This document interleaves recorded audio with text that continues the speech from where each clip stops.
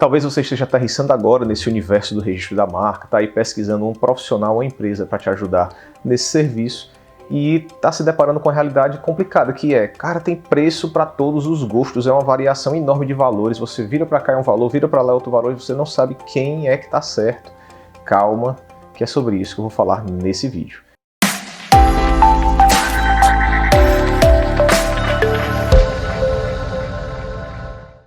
Mas antes, deixa eu me apresentar. Eu sou Luiz André Domingos, sou advogado, sou mestre em propriedade intelectual e fundador da Pensart Segurança de Marcas, e ao longo desses anos a gente vem ajudando empresários como você a conquistarem o tão sonhado registro da marca e a poderem empreender, construir a sua reputação no mercado com segurança e tranquilidade. E sim, esse tema inclusive veio de uma provocação de um outro empresário que me fez justamente esse comentário. Poxa, Luiz André, eu decidi me movimentar para registrar minha marca, e aí eu vou até o INPI e lá o valor que me apresentam é um. Aí eu decidi procurar uma empresa, um profissional para me ajudar, e aí ele me apresenta um outro valor completamente diferente. Daí eu vou para uma segunda empresa para ter uma outra opinião e o cara me apresenta, sei lá, a metade do valor da outra. É uma diferença enorme, né? E eu fico confuso. Aí eu vou para uma terceira empresa para meio que tirar a prova, né? E essa empresa me apresenta um outro valor que é tipo o dobro e não a metade do valor do outro. Ou seja, é uma disparidade de preços, de valores, e a gente fica perdido sem saber. E aí, quem está cobrando o valor certo? Quem é que está cobrando barato demais ou caro demais? E em quem eu devo confiar? Gente, isso é uma realidade. Tem muitos empresários, inclusive, que empacam, né, que travam aqui, porque ficam com essa insegurança e muitas vezes deixam de registrar a marca, que é o mais importante, porque não sabem exatamente por que caminho trilhar. Então foi por isso que eu resolvi gravar esse vídeo, tá? Para responder a sua dúvida, a dúvida desse empresário e de várias pessoas que com certeza têm esse mesmo problema. Eu separei 4 pontos, tá? Que eu quero te mostrar, que para mim são os pontos fundamentais que você tem que ter cuidado. Mas antes deixa eu te dizer, sim, é verdade, é assim mesmo. Tá? Existe uma variedade muito grande de opções e, por um lado, isso é muito bom, significa que o mercado de registro de marca, de profissionais dessa área, é um mercado maduro, que oferece muitas opções e você tem um poder de escolha na tua mão, de escolher aquela que se enquadra melhor no teu orçamento, no teu estilo, né, na tua filosofia de vida, na tua filosofia de empresa. Mas, ao mesmo tempo, isso é um problema, porque quando a gente tem muitas opções, e principalmente quando são opções muito diferentes, dá trabalho decidir. A gente tem que estudar, entender um pouquinho para poder tomar a melhor decisão, para não se enganar, né? E sim, então essa é a realidade do mercado. E por isso eu preparei esses 4 pontos. Vamos falar do primeiro, tá? Primeiro ponto, você tem que fazer a distinção do que é taxa e do que é honorário. Isso parece ser muito básico, muito simples para a maioria das pessoas que estão me ouvindo, mas olha, tem muita gente que erra feio aqui. O que é isso? Taxa, gente, é aquilo que você vai pagar pro governo, pro INPI. Para quem não sabe, o INPI é um órgão do governo, tá? E aí ele tem as taxas que ele cobra para poder executar o serviço. Gente, essas taxas são tabeladas, você encontra essa tabela lá no site do INPI, ela é fixa e os valores são aqueles lá que não mudam. Vez ou outra o INPI faz um reajuste, mas às vezes leva 2, 3 anos para esse tipo de reajuste. Então as taxas são fixas, tabeladas e todo mundo vai pagar obrigatoriamente, tá? Honorário, gente, é aquilo que um determinado profissional, seja ele um profissional liberal, um advogado ou uma empresa especializada nisso, cobra para fazer esse serviço por você. É a consultoria, a assessoria que ela vai te prestar e ela vai te cobrar. E aí, quando ela monta uma proposta, o correto, né, geralmente é uma proposta que tem os honorários dela e as taxas. Quando você procura diretamente o INPI vai te apresentar suas taxas e aí você se vira para fazer o processo. Quando você procura uma empresa, ela vai te apresentar as taxas e os honorários dela. Então, óbvio, vai ser um valor maior. Tá? Então, gente, isso parece ser bobo, como eu falei, mas tem muita gente que fala, poxa, lá no INPI é muito mais barato do que você fazer com a empresa. É claro, porque lá você não tem uma assessoria, uma consultoria. Lá você tem que fazer tudo sozinho. Então, a primeira distinção que você tem que ter em mente é essa, não comparar valores de taxa com valores de honorário, saber que são coisas diferentes. Segundo ponto, gente, é o seguinte. Você vai ter que atentar, e esse é o principal motivo de ter propostas tão diferentes, é cobertura de serviço, tá? E aqui é algo que você tem que compreender antes. Entenda, a tua relação com um profissional de registro de marca, ela não é uma relação pontual, não é uma coisa que você chega, assina a documentação, paga e ele entrega e acabou e a coisa se resolve um dia, do dia para a noite, não. É uma relação, é um processo, é algo que vai acontecer ao longo de meses, às vezes até anos. Pra você ter ideia, eu tenho clientes aqui com mais de 10 anos de empresa e que é um casamento, tá? Muitas vezes.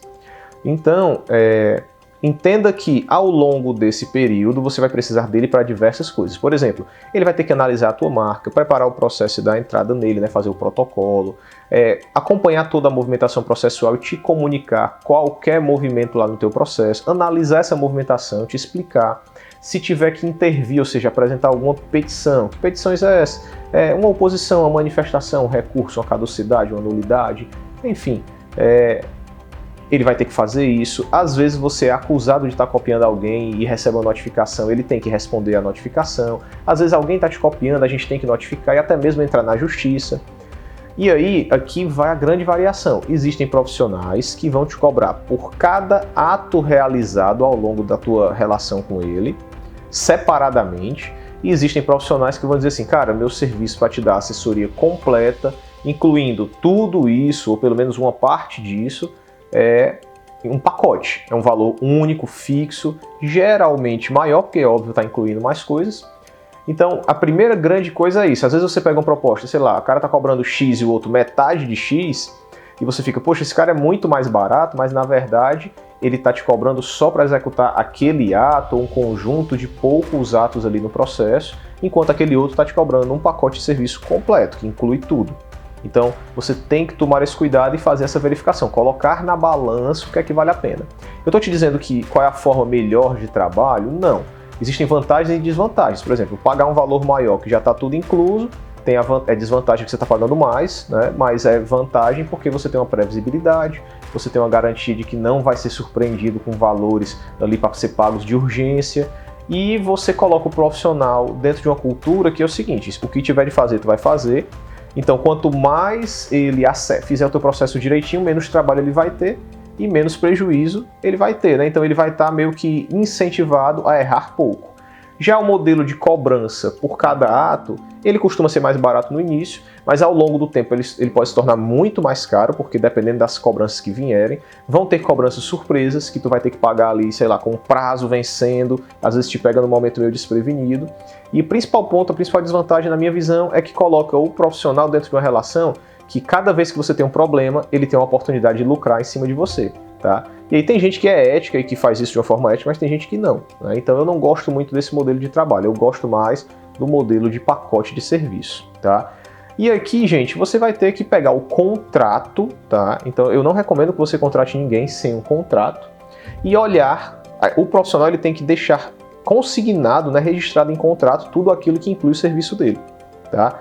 Poxa, Luiz André, eu não sei ler esse tipo de contrato. Vou te dar aqui uma dica rápida, tá?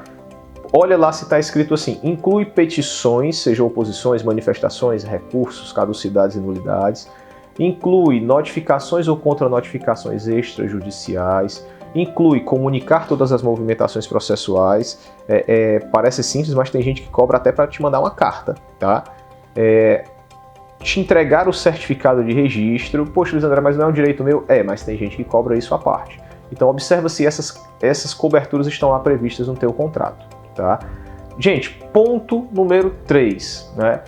Talvez você escutou tudo isso e aí tem um carinha ali, aquele cara mais chato que vai dizer assim, ah, Luiz André, não, isso aí que você está falando é bobagem.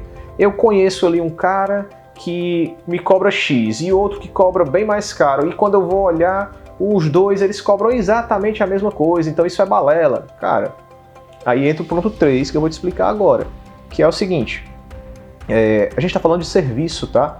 E não dá pra gente colocar preço no serviço dos outros. Tem um negócio chamado qualidade, competência, que é muito subjetivo. Você quando vai no médico, tem médico que você pode ir no plano de saúde, que aquele médico vai ganhar, sei lá, 40, 50 reais por uma consulta, e tem médico que cobra 500 reais e só atende particular e tem a agenda cheia. Por que aquele médico consegue cobrar 500 reais enquanto o outro só cobra 50? Cara, porque aquele médico ele é conhecido, as pessoas indicam muito ele já tem uma carreira sólida, ele é conhecido por ser um especialista, ele tem cases, ele tem um trabalho científico talvez notável, enfim. As pessoas têm muito mais segurança em contratar aquele profissional. A mesma coisa você vai ter que avaliar no profissional que você está contratando. Às vezes, de fato, tem a mesma cobertura de serviço. Mas você não pode querer que um profissional, por exemplo, que está há 10 anos no mercado, cobre a mesma coisa de um cara que acabou de entrar, que vai te fazer de cobaia. de um cara que não tem, nunca atendeu clientes, está começando ali agora, e alguém que já tem ali uma centena de clientes no seu portfólio, empresas grandes no portfólio, empresas pequenas, que já foi testado e aprovado pelo mercado. Você não pode querer que um profissional, por exemplo, que dá garantia do seu serviço e outro que não dá, cobrem o mesmo valor. Um profissional que tem ali no seu corpo técnico, né, advogados especializados, de outro profissional que ele é, sei lá, é simplesmente um prático, é um cara técnico que não tem formação jurídica nenhuma, que até sabe fazer, porque aprendeu na prática. Então você vai ter também que colocar isso na balança, qual é o nível de confiança, confiabilidade que você está buscando e qual é o nível de risco que você está disposto a correr. Você quer ser cobaia de alguém que está começando, ou de um profissional menos experiente que talvez faça ali bem no início, mas se acontecer algum problema tu vai ter que procurar alguém com mais capacidade. Então isso você tem que colocar na balança também. E para finalizar, gente, o quarto ponto é cuidado com os pilantras. Luiz André, tu tá falando dessa forma, tu não tem vergonha. Cara, sim. Aqui é como eu digo, é mundo real, não é conto de fadas. Registrar marca, gente, esse universo de registro de marca não é um conto de fadas, não é um mundo cor-de-rosa como pintam por aí. Ele tem sim profissionais, tem bons profissionais, excelentes colegas que trabalham de forma super competente e honesta, mas tem profissionais ruins e tem pilantras, pessoas que vivem aplicando golpes, que vivem de enganar mesmo, tá? Não se iluda. Então, eu finalizo aqui dizendo, se você pegou uma proposta muito barata, muito cara, desconfie, tá? Talvez ali seja um barato que vai sair caro, depois você vai descobrir, ou talvez seja até um golpe mesmo, ou aquela proposta muito cara, talvez de fato a pessoa esteja super faturando e ganhando ali exageradamente em cima de você. Então, fique atento. Tá bom, gente? Eu espero que esse conteúdo tenha te ajudado. Se ficou alguma dúvida, deixa aqui nos comentários. Não esquece de curtir, compartilhar, se inscrever no nosso canal. Muito obrigado e até a próxima.